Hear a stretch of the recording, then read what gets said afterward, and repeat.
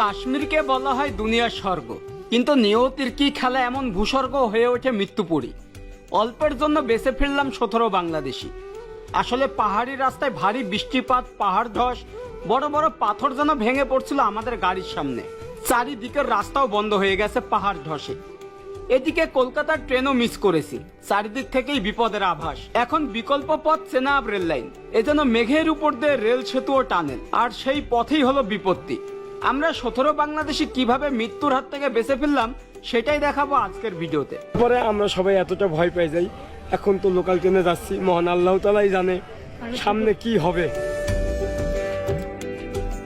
তো আমাদের ট্রেন আসতেছে কাশ্মীরি। দেখুন, এই ট্রেনে যাব বানিহাল, যে নতুন রেল লাইনে আমরা প্রথম যাব। যে অনেক মানুষের স্বপ্ন ছিল যে কাশ্মীরের লোকাল ট্রেন ভ্রমণ করবে, সেটাও কিন্তু পূরণ হয়ে গেল।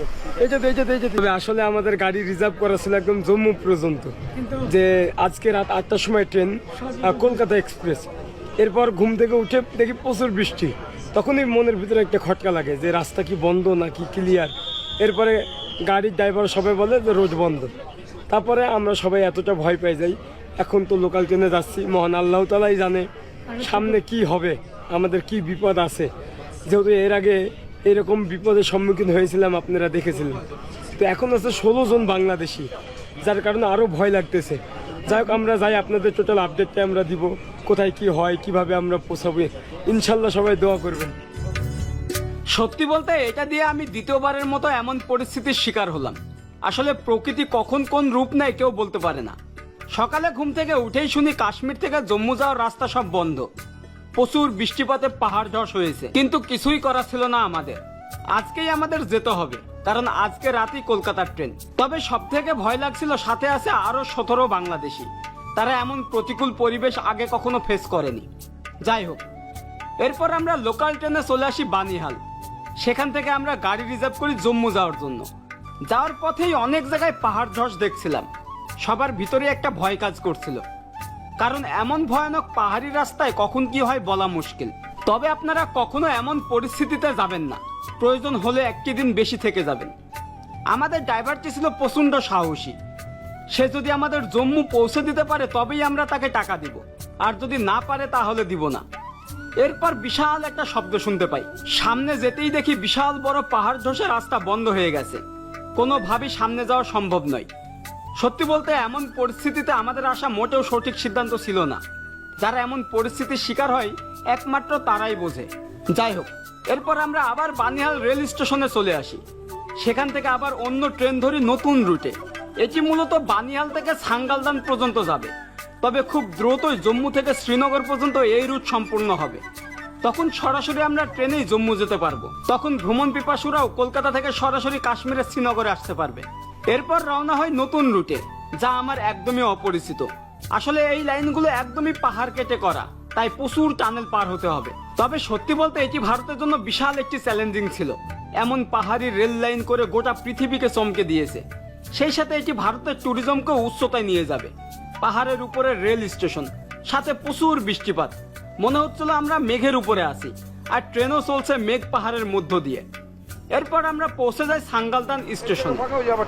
এরকম এর আগে কখনো দেখছেন? না, অদ্ভুত জিনিস। আর এই অভিজ্ঞতা কেমন লাগছে? অদ্ভুত এরকম। যাক, আমরা আসলে এই টানেলটা বাদ দিয়ে এই জায়গায় স্টেশন পরে আবার টানেল, মানে পাহাড়ের উপরে স্টেশন, যেটার নাম হচ্ছে খারি। তো আমরা এখন সাঙ্গালদানে পৌঁছালাম। আমাদের গাড়ি এখানে এখন 1000 রুপি করে ভাড়া পার পারসন, 16 জনে 16,000। এই যে দেখুন কি বৃষ্টি। তো অনেক মানুষ এরকম, মানে কোনো গাড়ি পায় নাই, কিভাবে যাবে, কোথায় থাকবে, কোনো ঠিকানা নেই। দেখ, আমরা দেখি কতদূর যেতে পারি।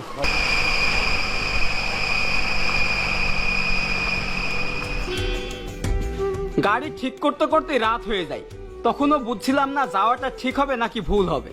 তবে আমাদের একটাই লক্ষ্য ছিল, যেভাবে হোক জম্মু যেতে হবে, আর সেটা আজকেই। সাঙ্গালদান থেকে জম্মু যাওয়ার 2টা রুট, একটি রামবান হয়ে জম্মু মেইন রোড, আর একটি রেইসি হয়ে কাটরা ভয়ানক সরু পাহাড়ি রাস্তা। তবে রামবানে প্রচুর পাহাড় ধস হওয়ার কারণে আমাদেরকে এই ভয়ানক পাহাড়ি রাস্তা হয়েই যেতে হবে। সত্যি এমন পাহাড়ি পাথরের রাস্তা যেখানে আগে কখনো আসেনি। বর্তমানে আমরা আছি 6000 ফিটেরও ওপরে নির্জন পাহাড়ি রাস্তায়। সবার ভিতরে একটা ভীতিকর পরিবেশ কাজ করছিল। গাড়ির সামনে দেখি বিশাল বড় পাথর পড়ে আছে, জানি না কখন কিভাবে হয়েছে। সবাই মিলে পাথর সরিয়ে আমাদের গাড়ি আবারও চলা শুরু করে। একটু সামনে যেতেই চেকপোস্ট কাশ্মীরের আর্মিদের। আমরা বাংলাদেশি বলে আর্মিরা ছেড়ে দেয় এবং বলে সাবধানে যেতে, সামনে নাকি পাহাড় ধস হওয়ার সম্ভাবনা আছে। তবে এখানকার ড্রাইভাররা খুবই সাহসী, সাথে দক্ষ। তারা এমন রাস্তায় গাড়ি চালাতে বেশ পটু এবং এই গাড়িগুলো অনেক শক্তিশালী। তবে রাতের অন্ধকারে আমরা কতটা উপরে আছি বোঝা যাচ্ছিল না, কিন্তু এটা অনুভব করছিলাম গাড়ি শুধু উপরের দিকে উঠছিল।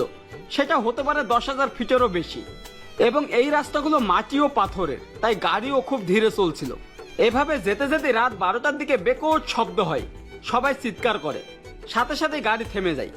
মূলত সামনে বিশাল এক পাহাড় ধস, বড় বড় পাথর ভেঙে পড়ছে আমাদের গাড়ির সামনে। সবাই এতটাই ভয় পেয়ে গেছিল যে কেউ গাড়ি থেকেও নামেনি। এরপর গাড়ির ড্রাইভার জেসিবির কর্তৃপক্ষকে কল করলে তারা বলে সকালে ছাড়া আসা সম্ভব নয়, তাই সারা রাত পাহাড়ি রাস্তায় আমাদের থাকতে হবে। Good morning. আমরা কাল রাত 12টার সময় আটকা পড়ে গেছিলাম এই রাস্তায়। এই যে দেখুন, কাল রাতে সেই জায়গায় আটকা পড়েছিলাম। সারা রাত এখানে ঘুমাইছে প্রতিটা মানুষ। সত্যি বলতে এমন সরু পাহাড়ি রাস্তা কতটাই নিরাপদ ছিল আমাদের জন্য। এই পাহাড় ধস আমাদের গাড়ির উপরেও হতে পারত, কিন্তু আল্লাহর অশেষ মেহেরবানিতে আমরা অনেক জায়গা থেকেই বেঁচে গেছি। বিভিন্ন গন্তব্য থেকে আসা মানুষগুলো চোখে মুখে ভয়ের ছাপ, কখন আমরা পৌঁছাবো জম্মু। এরপর সকাল 9টার দিকে জেসিবি আসে। আমরা এমন দুর্গম পাহাড়ে আটকা ছিলাম যেখানে আসতেও অনেক সময়ের প্রয়োজন। যাই হোক, জেসিবি এসে খুব দ্রুত রাস্তা ক্লিয়ার করে দেয়। এখনো আমাদের যেতে হবে প্রায় 80 কিলোমিটার পাহাড়ি রাস্তা, এরপরই জম্মু। এরপর আবারও রওনা হয়।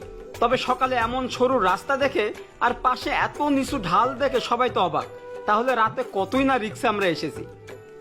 তবে এই অঞ্চলটা অনেক সুন্দর। এটি মূলত রেইসি জেলা। এই জেলার বিখ্যাত শহর কাটরা, আর পাশ দিয়ে চলে গেছে বিখ্যাত নদী চেনাব।